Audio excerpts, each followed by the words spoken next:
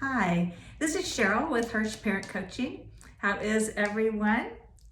Today, I'm going to talk to you about helping your child to listen when you need them to complete a task and you're giving directions or instructions.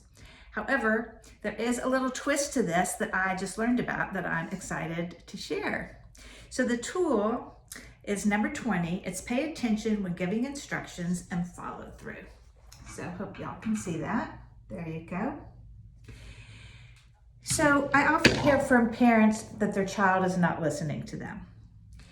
And so I sometimes ask what the child is doing when the parent is asking, or where is the parent? I don't know about you, but I, in addition, have a bad habit of yelling from the other room. I used to do it in my office where I'd be talking to others and I'd be in my office. Well, I know I don't particularly care for that. And it's not a great way to get someone's attention, especially when you need them to do something for you. Or it's an expected chore or responsibility of the other person. So there is a misconception, and I'm sure many of you are learning this or hearing about it, that we used to believe we could multitask and do multiple things at the same time, where in actuality, our brain can only attend to one thing at a time. So if our child is in the middle of doing something else and you ask them to go take care of something, they may not actually hear you or really connect that you're talking to them. Yes, I want to acknowledge that sometimes people don't do things because they simply don't feel like it. That is very true, and I think we've all been there. However, if you have asked your child to do something, what I recommend is that you go directly to them and either kindly tap them on the shoulder or say, "Look at me," to be sure you have their full attention. Then you can say, "It's time to go do whatever."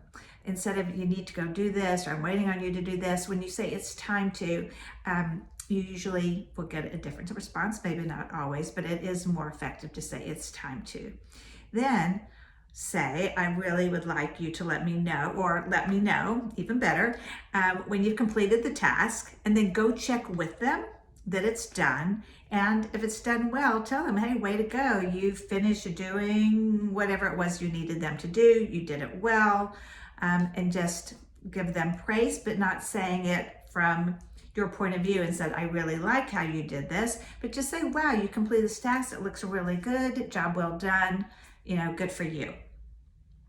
Now, there's an extra part of this that I just learned about. I was listening to a Learn Smarter podcast. I know the women who are both educational therapists who do this podcast. It's really, really great. I actually am a guest coming up, and I'll tell you all about that another time, but when the link's ready. But I'm really excited. But they do really, really great podcasts. And they got me thinking about something that I hadn't before. And they talked about processing, different processing speed. And we've heard people say, "I'm a slow processor," or "my child has trouble with processing." And what they clarified was that processing has nothing to do with intelligence.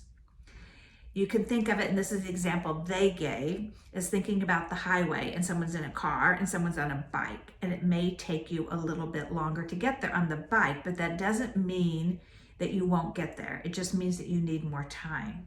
And sometimes when we're talking to our children, or it can be really anyone, and they might say, "What?" or "explain it to me again," that might be their signal that they're actually processing it.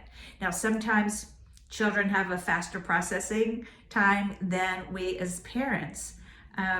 However, in this situation that I'm describing, sometimes I think a child might be processing the information or what you're actually asking them to do, and we don't realize that, and we think, well, maybe they're not listening and they're not wanting to do it, when they're actually processing the information. So I just wanted to bring that to your attention, that it might be that they're not listening, but they're processing. And I'm very curious, and I'd love to hear in the comments below if you are a slow or a fast processor.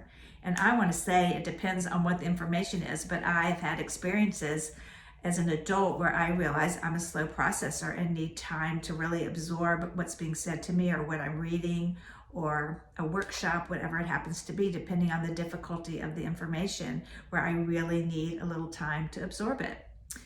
Same with directions to games and different things. Sometimes it just takes me a little bit longer, but I know I'm capable and we'll get there. So maybe you can share a story about your experience with the processing and let me know, are you slow or are you a fast processor? So just to summarize, really pay attention when you're giving instructions that you are present and that your child is present, so it's very clear what the expectations are, and that you double check and follow through. And also, praise always works wonders, especially, and it needs to be when it's authentic and genuine. So, in addition, think about the processing. I'd love to hear from you, so please comment below and let me know what you think. Be well. Bye.